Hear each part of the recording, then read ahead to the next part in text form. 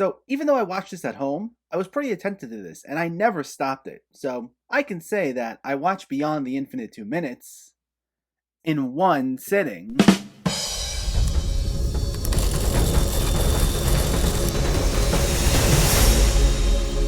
What's going on, everyone? Welcome back to my channel. Today we're talking about a newer VOD release, Beyond the Infinite 2 minutes. Before we begin, let me know in the comments what your thoughts on this movie were, if you already saw it, or if you were planning on seeing it, and make sure to hit that thumbs up button if you like these reviews, as it helps me out immensely by getting my content out there. And if you're new here, I hope you consider hitting that subscribe button so you can stay up to date with reviews of new releases, older films, hidden gems, and so much more on a near daily basis. But let's not waste any more time and let's talk about Beyond the Infinite 2 minutes. This focuses on Kato, a cafe owner who discovers that the TV in his cafe suddenly shows images from the future, but only 2 minutes into the future.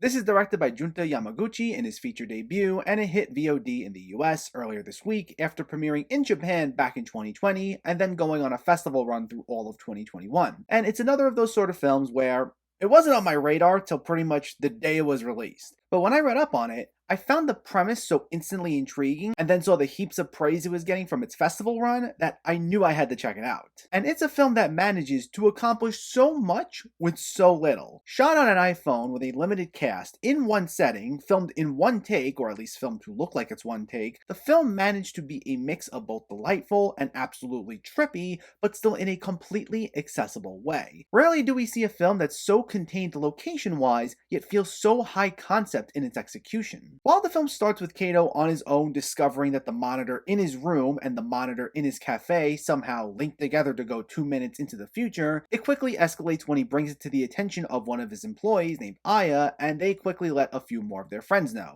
And they all decide to get a little creative and test the limitations of this strange technology. And what results is a number of scenes in which our characters, either on their own or in small groupings, going to Kato's room, which is the quote-unquote past, have a conversation with their future selves, and then quickly go back downstairs and play out the scenario as their future selves. And you would think this would be a bit of a dull premise since, after all, we see quite a few scenes essentially play out twice. But the film is actually a lot more clever than that, as it quickly taps into these themes of predestination and free will. A number of situations play out as these self-fulfilling prophecies, with the past versions of the characters only being able to act out certain scenarios 2 minutes later because they specifically received the information they needed from their future selves. Though, then there are these other sequences where they're given information, go to perform a certain task, and then find out quote-unquote off-screen that something wasn't completely accurate, but want to avoid a potential paradox and will lie to their past selves, but it still plays out in the exact same way as we saw it 2 minutes prior. Now,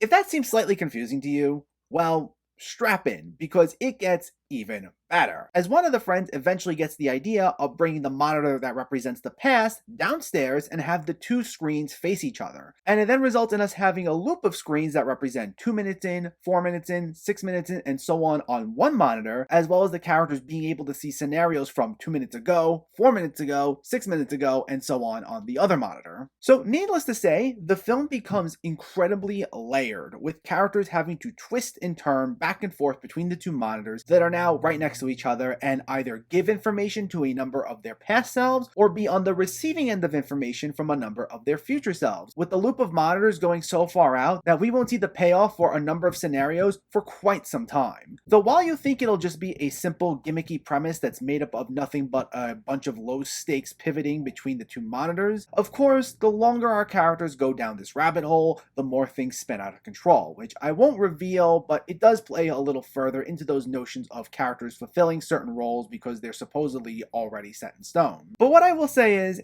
it becomes trippy. This is a rare feat for a film that lacks these bizarre shots that will feel disconnected from everything else, or these dreamlike sequences, or anything like that, but this is so layered between how far out and how far back they go with the time travel that it'll have your mind racing as your attention keeps bouncing back and forth between our characters acting as either their past or future selves. But to be absolutely clear, this is in a totally good way, because while it does throw a lot at you, it's all presented in such a way that it still feels digestible. So you'll still have a lot of fun while it hits you with, well, a lot.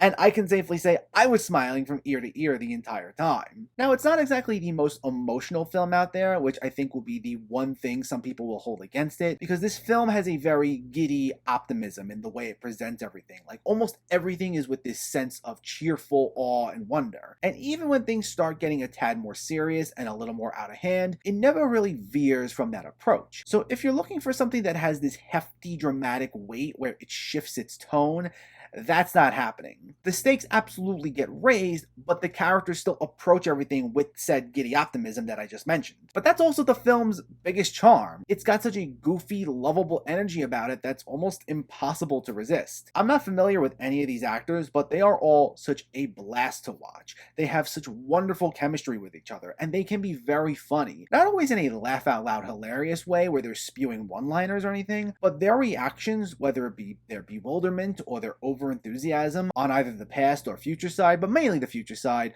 are just a joy to watch. And you won't be able to get enough of these characters. The film is wise at ending things at a mere 70 minutes with credits, as I think had it gone too much farther, it would start running the risk of losing steam given its limited nature. But at the same time, I found myself wanting to spend more time with these characters because of how much I like them. You don't necessarily learn a ton about them beyond the current situation at hand, but the way they gleefully approach everything here, I'd love to know more about them. In fact, I wouldn't mind seeing a ton of films just centered around their random misadventures. And in the case for a few of them, it goes down a direction that I found absolutely sweet. And it just amazes me how well the film manages to accomplish all this, and in a refreshingly original way. With something like time travel being one of those concepts where you think not much more can be done with it, this is a pleasant surprise for the unique spin it puts on the idea, and in a way that can feel completely out there, but also in a totally understandable manner at the same time.